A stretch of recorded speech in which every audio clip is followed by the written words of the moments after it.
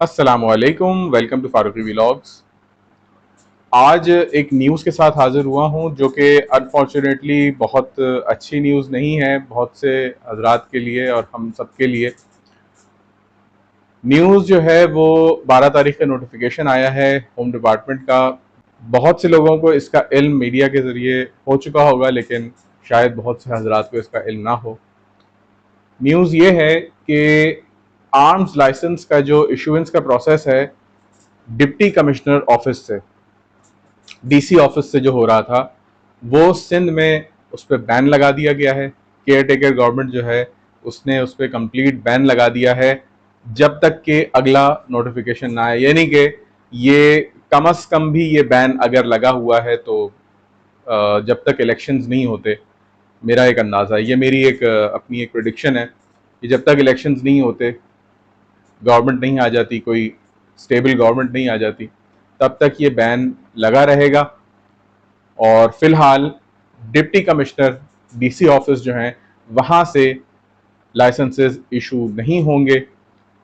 याद रहे कि होम डिपार्टमेंट से जो लाइसेंसेस इशू हो रहे थे वो भी पार्शली बैन ही था उस पर, लेकिन उस पर कोई नोटिफिकेशन नहीं आया है क्योंकि वहां पे ज्यादातर पहले से ही डिग्नेटरीज के या फॉरेन ऑफिस के थ्रू या फिर जो लॉ इन्फोर्समेंट एजेंसीज हैं या वकला हैं, इस तरह के जो लाइसेंसेस थे जो कि किसी स्पेसिफिक कोटे से इशू होते हैं, तो वो जो है यानी कि स्पेशल लाइसेंस आप कह सकते हैं, स्पेशल वे में जो बनते हैं या स्पेशल लोगों के लिए जो बनते हैं, तो वो तो प्रॉबेबली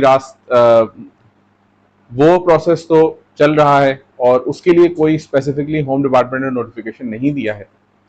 तो जो पब्लिक के लिए एक रास्ता खुला हुआ था डीसी ऑफिस डिप्टी कमिश्नर्स के थ्रू बनने का, वो फिलहाल गैर मुअय्यना मुद्दत तक के लिए, जिसे कहते हैं, और कोई उसकी कोई लिमिट नहीं है, अनटिल फर्दर नोटिस वो प्रोसेस जो है वो बंद कर दिया गया है, उस पर पाबंदी लगा दी गई है, बैन लगा दिया गया है और अभी फिलहाल कोई भी लाइसेंस इशू करके नहीं देगा। एक साथ में इसके मैं एडिशनली एक बात कर दूं कि अगर कोई शख्स लाइसेंस बनवाना चाह रहा है और उसको कोई झांसे में लाता है कि मैं फला जगह से बनवा दूंगा या फला जगह से बनवा दूंगा, तो काइंडली वो शख्स खुद अपनी हिफाजत करे और अपने पैसे को, अपने वक्त को सेव करे और फिलहाल इत्मीनान से बैठ जाएं, कोई लाइसेंसेस इशू नहीं हो रहे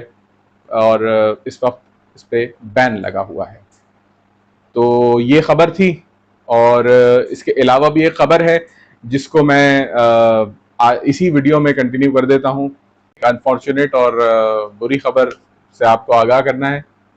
वो बुरी खबर कोई ऐसा इस तरह नहीं है, मैं उसको तफसील से समझाऊंगा।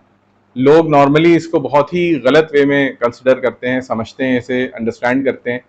लेकिन मैं इसे कोशिश करूंगा कि इस नोटिफिकेशन को सही तौर से समझाऊं और साथ साथ मैं इस बार जो नोटिफिकेशन आया है उनके लिखने वालों को भी सराहूंगा कि उन्होंने बड़े शॉर्ट अंदाज में, बड़े मुख्तसर अंदाज में और ड्राफ्टिंग का एक अच्छा नमूना पेश किया है उन्होंने।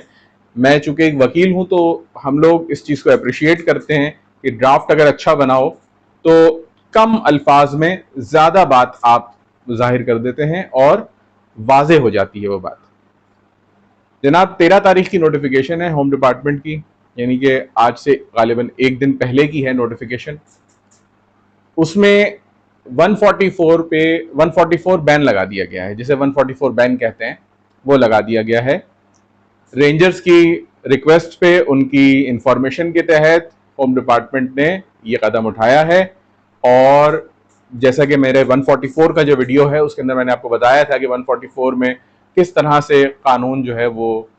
अमल दरामद किया जाता है उसके ऊपर और किस तरह से कानून को जो है वो इस्तेमाल किया जाता है। तो 144(6) के तहत नोटिफिकेशन आया है कि असलहे की नुमाइश, डिस्प्ले एंड ब्रांडिशिंग, यानी असलहे की नुमाइश और उसको दिखाने पर 90 दिन के लिए पाबंदी है। 90 दिन का मतलब है 3 महीना। आप 13 तारीख से 90 डेज खुद काउंट कर लीजिए और ये नोटिफिकेशन अगर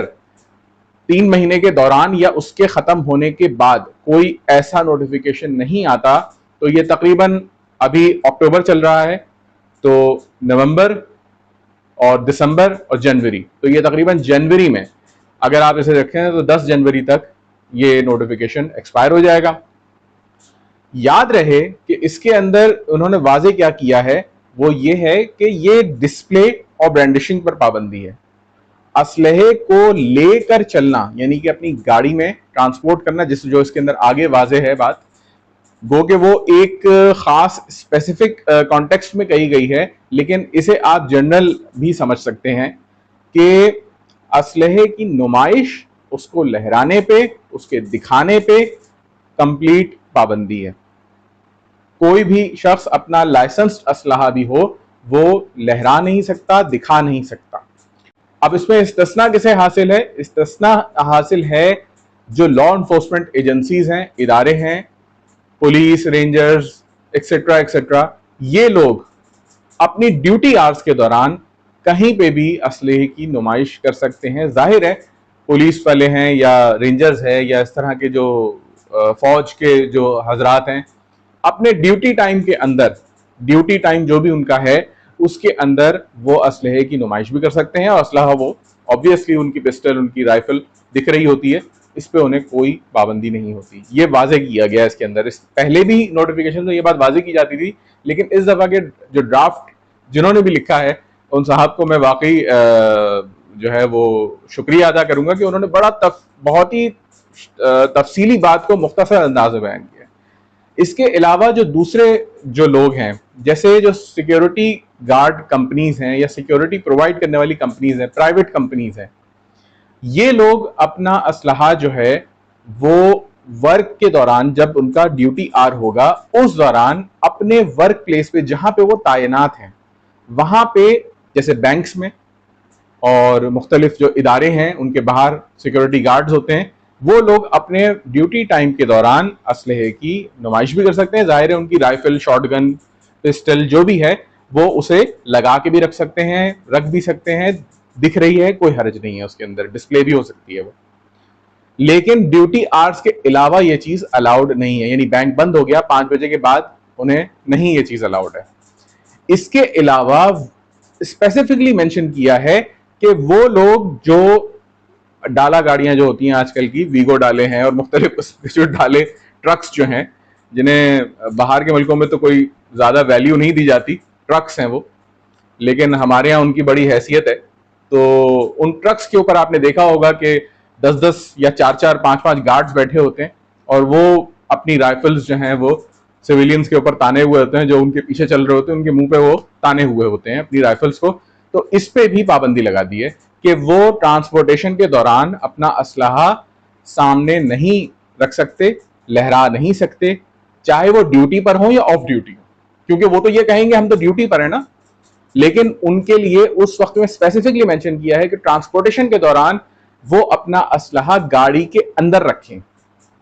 और नुमाइश नहीं करें उसकी। यानी इसके अंदर आम लोगों के लिए भी, वो हजरात जो कि असलहा अपनी हिफाजत के लिए रखते हैं, उनके पास कैरी परमिट भी है,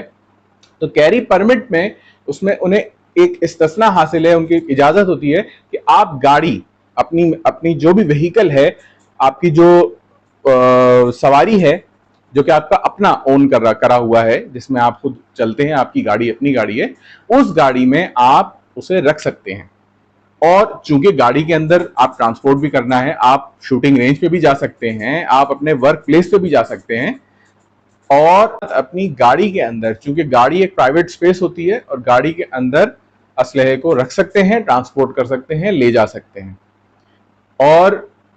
इसके ऊपर पाबंदी नहीं है। चूंकि इसकी नोटिफिकेशन के अंदर स्पेसिफिकली प्राइवेट सिक्योरिटी कंपनीज या सिक्योरिटी गार्ड्स के लिए कहा गया है, लेकिन देखें सिक्योरिटी गार्ड्स हैं या जो भी हैं, सिक्योरिटी के लिए रख रहे हैं, और सिक्योरिटी के लिए चूंकि रख रहे हैं तो वो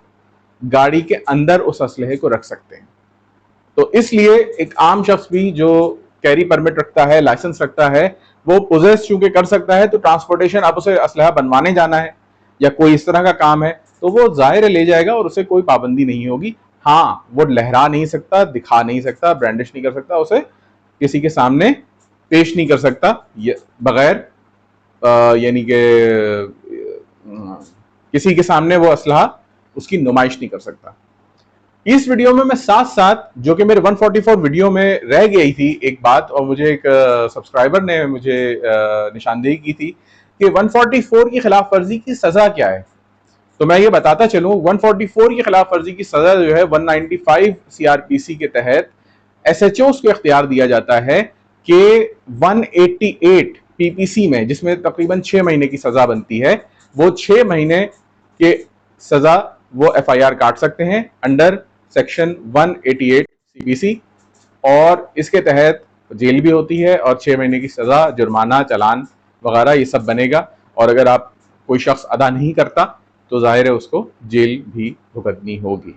तो आज के वीडियो में उम्मीद है कि इस नोटिफिकेशन के बारे में तफसील से मैंने आगाह आपको कर दिया है, इसकी सज़ा भी मैंने बता दी है। तो अगर कोई गलती हुई हो तो उसके लिए माजरत, मेरी तस्दीक ज़रूर कीजिएगा, कोई इंटेंशनल गलती नहीं होगी। और इंशाल्लाह नेक्स्ट किसी अच्छे वीडियो के साथ आपसे मुलाकात होगी। आज के लिए इजाज़त दीजिए। अल्लाह हाफिज़।